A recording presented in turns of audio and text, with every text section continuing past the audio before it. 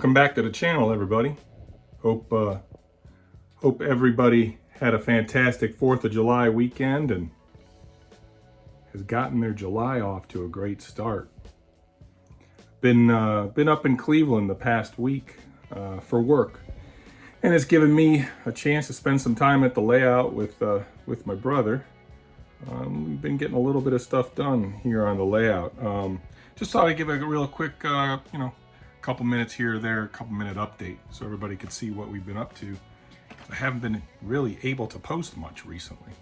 But first thing, got a new locomotive on the layout, and I think I'm going to make a video on it. I think what I'm going to do,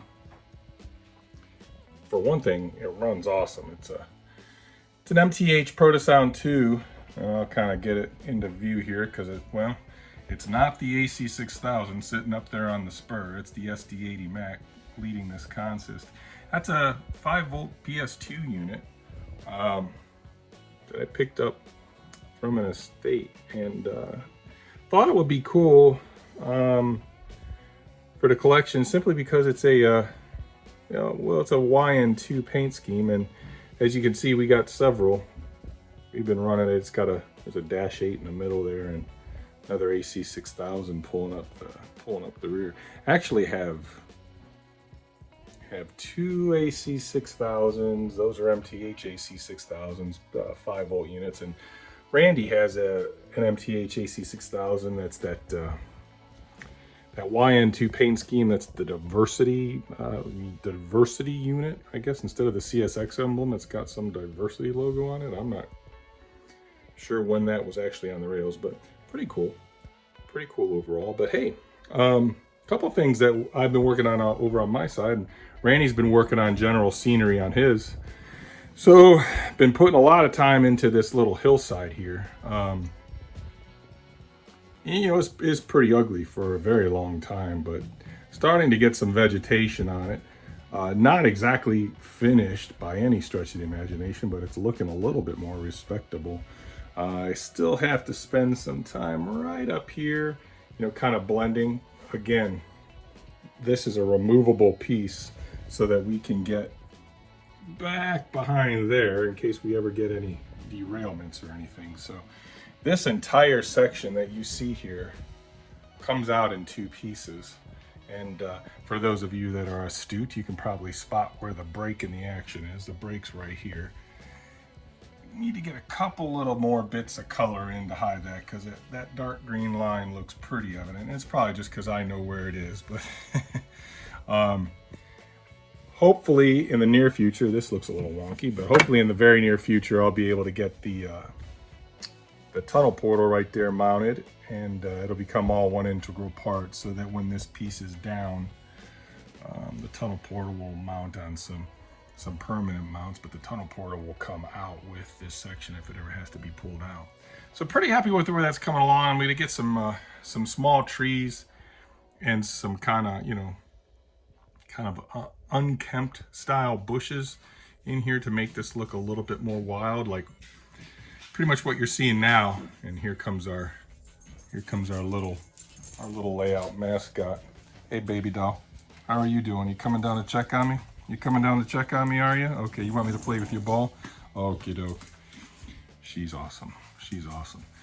If anybody needs or is looking for an American bully, purebred, my aunt has one left, I believe, and they are pure comedy. Sweetest things you'd ever want to meet. But got a little bit more work done on this spur, well, not spur, this section of the main line. Getting it pretty close. I'm not going to go a whole lot farther with it for the time being, simply because I have to get up and over that to work up top, which with my old bones is not the most pleasant thing to do. But what I do is I put a little pad over everything and then put some Tyvek paper, a pretty good sized piece of Tyvek paper, kind of like what you'd see on the exterior of a home wrap, which protects all this stuff. It's all been glued in and everything, so for the most part it's pretty firm and solid, but I don't really want to damage it. But another big thing that we got started, and it's kind of blocked by the train, but you can see we took some brown board, I primed it gray. We've got this mounted, and it goes all the way back to about this point right here. Probably can get it in there. There it is. There's the end of it right over here. So that'll be like a concrete retaining wall. And I'm going to paint that with weathering chalks and stain it up. Might even put a little piece of graffiti here or there on it. But that'll allow us to start finishing this up here now. I'm going to put a cap on this. I'll use probably some strip wood, some square. Actually, I got a section of it over here. Probably use something like this. And actually put this up on the top. I'll mount it, glue it, do something. But I'll run something like that. Maybe a little bit of a bigger piece so I have a slight reveal. So it creates a shadow. And then I'm going to put, every so often, I don't know, I probably have to look in the real world and see, you know, these slabs, are they usually like 20 feet long, 25 feet long, 15, whatever. But I'll put some vertical pieces in there as well, that just to kind of make it seem like it's multiple slabs instead of one long piece. So pretty happy with the way that's turned out to this point. It's coming along. Nothing's ever done. Down in our little yard over here, I added a little bit more kind of underbrush and a little bit more weeds. I still need to get that side of the hillside kind of landscaped. I do need to finish off the plaster work down there by the abandoned coal tipple. So we'll get that done. Biggest thing that I did over here was I put in some concrete. So still need to fill in between the rails, and for that I'll probably use some strip wood and I'll paint it. I'm not sure how I'm going to do it. I'm either going to go with something that's very shallow and then glue over the top of it and add the concrete material that I created. This is just a blend of Woodland Scenics light gray and mixed gray fine cinders mixed with Elmer's glue. And there's a foam base under this because you can kind of see it's pretty thick, and this is actually already pretty thick. So to bring it up to the track almost to track level, it would have taken a lot of material. So that by raising it up with the foam, I pretty much got away with one coat of that cinders material to make the concrete. So I want it to look like a very weathered and aged concrete. And I'll probably use some weathering chalks to put some marks, you know, tire marks and skids and whatever, from loading and unloading of trains, etc. I do still need to raise that center piece of the black asphalt up to grade level. So that'll have a little bit of a hump from rail to rail with a depression in the middle. So I'll only be raising up either end of that little section right there. Started getting some landscaping down over here. I do need to finish now that I have this in, I'll probably get to working on the ballast back there pretty soon. That little temporary brick building is just there giving me ideas. I think what I've settled on is, I think from that support post that you see right here moving over, I'm probably going to make that some sort of a warehouse. Just, you know, your basic kind of metal warehouse. Not a whole lot of windows or detail on it. It'll probably be painted like a powdery blue, that bluish kind of corrugated steel look. And that'll run into, there's going to be a tunnel portal right over here. Obviously got to finish the rock and stone work over here, but that'll come in time. I keep on putting off doing this. There'll be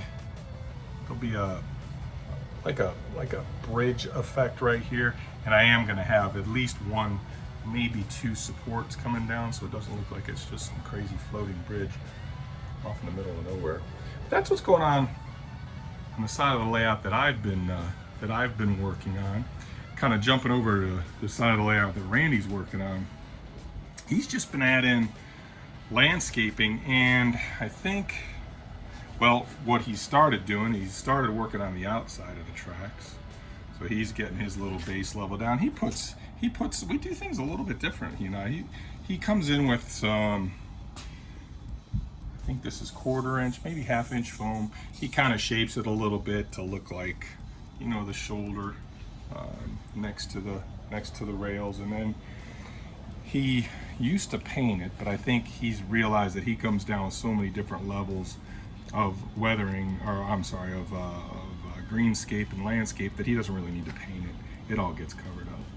But he's been working over here. He's kind of been extending. Got another dead tree in there he's been working on. He uses some real rock sometimes. He uses foam. These are foam. This is all foam right here that you see, styrofoam. I think it is covered in plaster that he sands back and then paints them. But he's got his kind of thickets and briars that started over here, starting to get some spotty weeds and whatnot, some different colors of weeds and stuff like that. He's got a little, I think he's gonna model some sort of damp area right here, kind of like a soggy, almost like a boggy little area. I think he's got started putting some material on the other side as well. So he's getting like a little bit of a stuff hanging over. Started working up here. He's got a little bit more detail kind of on the inside of the rails over here. I think it's the last time that I recorded. He hadn't done this yet. He's got this whole little hillside. He originally was doing some static grass over here, but he just didn't like the way it was looking. So he just kind of came in and made his normal sort of thick, kind of underbrushy look that he likes to do. And on this side, it's got a little fence right here that I keep bumping into because I'm a klutz, but he's starting to get some weeds and some different tufts, ready-made tufts and stuff like that installed. Kind of up here on top where the steel facility and other industries are, I have to get under here and tie in some more power drops, power leads.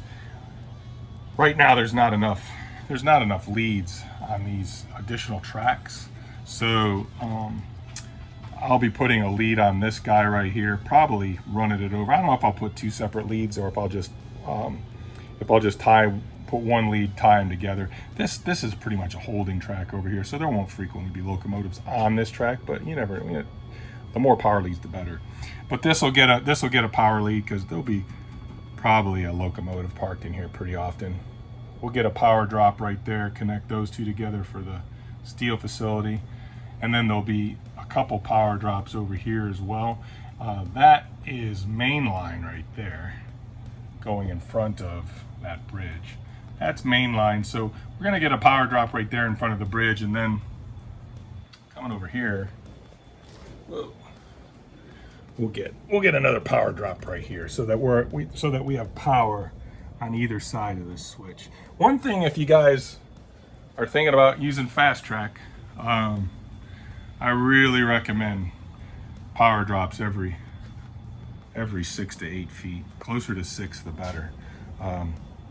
Get a lot of voltage drop over these gaps in this Fastrack, and if I had it to do all over again, to start over, I would probably use Atlas track or Gargraves for that specific reason. The thing that's nice about Fastrack is it's readily available. It's not going anywhere. It's easy to come by on both the brand new or secondhand market. Tons of sizes. It goes together quick. It's easy to design a layout around Fastrack, but I'll tell you, it's not without its issues. It's not the highest quality stuff in the world. Now ours is screwed down, so we don't run into a ton of issues, but pardon the construction mess over here. This switch in particular keeps giving me fits. It hangs up on itself, and I find that I have to keep taking it out and opening it up and making some adjustments inside of it. So I haven't secured any of this track over here for that reason, because once it's secure, it's a pain in the neck to pull it all up. But anyway, that's kind of where we are right now with the layout. Really liking where things are going. Actually, cut another piece down here. There's going to be another hard retaining wall down here. This will eventually, this area, which is my primary workspace over here, this will eventually be a scrap yard over here. So this will be the retaining wall for that. So I am going to get that ready to be mounted. It's probably going to sit here loosely for some time unpainted, because I almost feel like if I paint it and mount it, and I'll be carrying that effect over through here as well, that it'll probably get nicked up and damaged. But I don't know. Maybe that's not a bad thing. Concrete walls get nicked up and damaged all the time, right? So in any case, hey, appreciate everybody stopping by. Really do enjoy all the comments and all the support and the questions I get. Some of you guys send me emails.